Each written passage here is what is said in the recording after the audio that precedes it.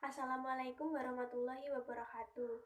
Sebelumnya saya ucapkan terima kasih kepada Ibu Wiwin selaku dosen pengampu mata kuliah pengantar ilmu filsafat.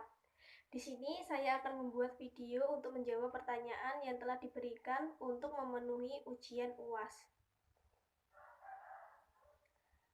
Baik, pertanyaan yang pertama yaitu etika.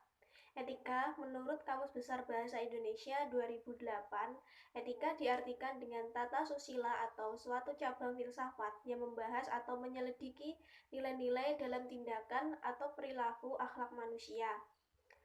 Pertanyaan yang kedua yaitu metafisika.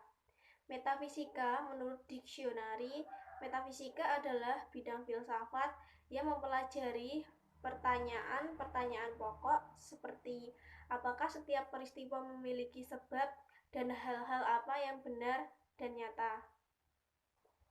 Pertanyaan yang ketiga yaitu estetika.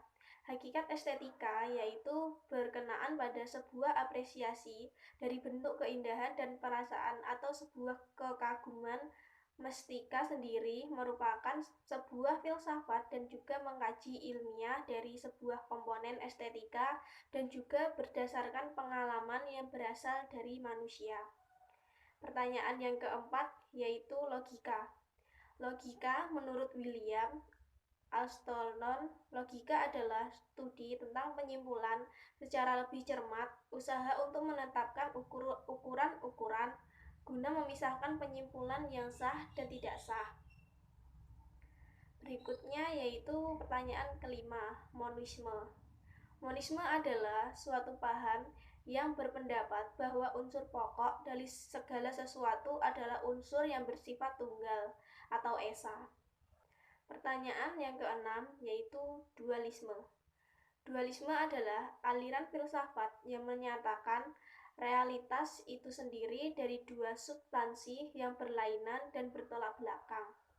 Misalnya Tuhan dengan alam semesta, roh dengan materi, jiwa dengan badan, dan sebagainya.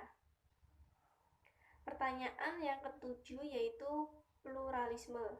Pluralisme adalah hal atas keberagamaan. Pluralisme juga dapat berarti kesediaan untuk menerima keberagamaan atau pluralitas. Artinya, untuk hidup secara toleran pada tatanan masyarakat yang berbeda, suku, golongan, agama, adat, hingga pandangan hidup. Yang kedelapan yaitu materialisme.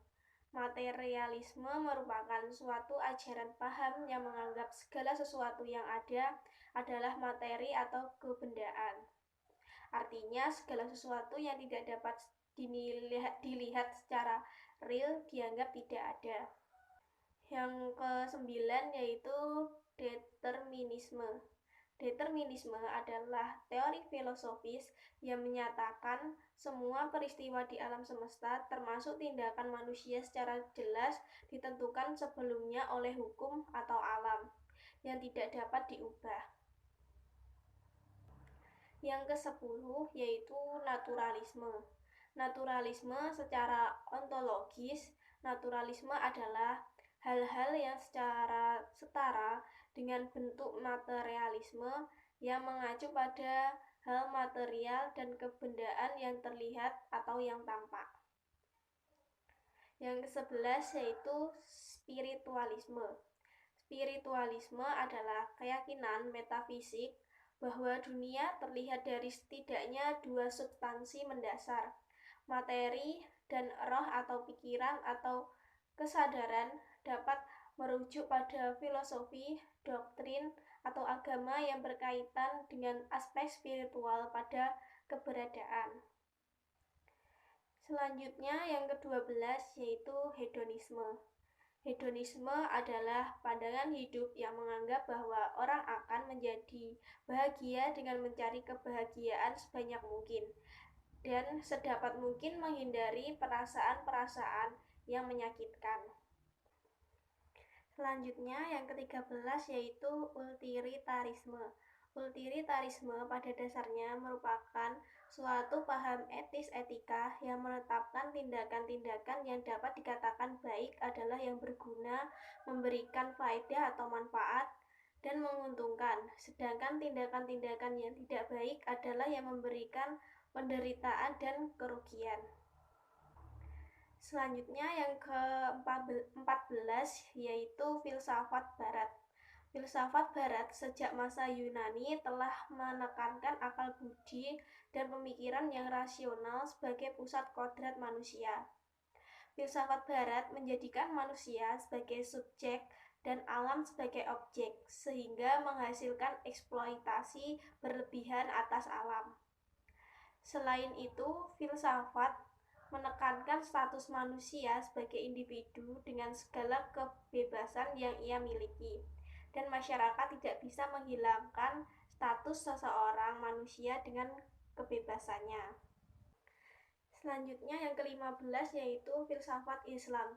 Filsafat Islam dalam bahasa Inggris Islamic Physiology merupakan suatu kajian sistematis terhadap kehidupan alam semesta, etika, moralitas, pengetahuan, pemikiran, dan gagasan politik yang dilakukan dalam peradaban umat muslim yang berhubungan dengan ajaran-ajaran Islam. Dalam Islam terdapat dua istilah yang erat kaitannya dengan pengertian filsafat. Filsafah atau secara harfiah berarti filsafat, yang merujuk pada kajian filosofi, ilmu pengetahuan alam, dan logika. Dan kalam secara hafizah berarti berbicara, yang merujuk pada kajian teknologi keagamaan. Yang ke-16 yaitu filsafat timur. Filsafat timur lebih menekankan hati daripada akal budi, sebab hati dipahami sebagai instrumen yang mempersatukan akal budi dan intuisi, serta inteligensi dan perasaan. Filsafat timur menjadikan harmonia antara manusia dengan alam sebagai kunci. Filsafat timur menekankan martabat manusia tetapi dengan penekanan yang berbeda, sehingga manusia ada bukan untuk dirinya, melainkan ada di dalam solidaritas dengan sesamanya. Berikutnya yang ke-17 yaitu filsafat politik. Filsafat politik dalam bahasa Inggris political philosophy atau teori politik, bahasa Inggrisnya yaitu political theory, adalah cabang ilmu dari filsafat yang mempelajari tema-tema seperti politik, kebebasan, keadilan, hak milik, hak, hukum, pemerintahan, dan penegakan hukum oleh otoritas. 18 yaitu filsafat hukum. Menurut Posner, filsafat hukum adalah filsafat yang menganalisis abstraksi-abstraksi tingkat tinggi dengan menggunakan pendekatan aliran-aliran pemikiran yang dikenal dalam ilmu hukum seperti hukum alam, positivisme, ultiratisme, historisme, realisme, sosiologis, antropologis, dan lain sebagainya. 19 yaitu filsafat Pancasila. Filsafat Pancasila adalah hasil pemikiran yang paling mendalam dan dianggap telah dipercaya serta diyakini sebagai suatu kesatuan dari norma dan nilai yang paling dianggap benar, adil, bijaksana, paling baik, dan paling sesuai dengan kaidah didirikannya Negara Kesatuan Republik Indonesia. Berikutnya yaitu yang terakhir atau yang ke-20, filsafat sejarah. Menurut Harry Ritter dalam Dictionary of Concept History 1986, filsafat sejarah didefinisikan sebagai filsafat sejarah adalah refleksi tentang sifat sejarah yang dipahami sebagai perjalanan peristiwa manusia atau lebih sempit sebagai aktivitas khusus sejarawan. Sekian jawaban yang dapat saya sampaikan. Apabila ada kurang lebihnya, saya mohon maaf. Wassalamualaikum warahmatullahi wabarakatuh.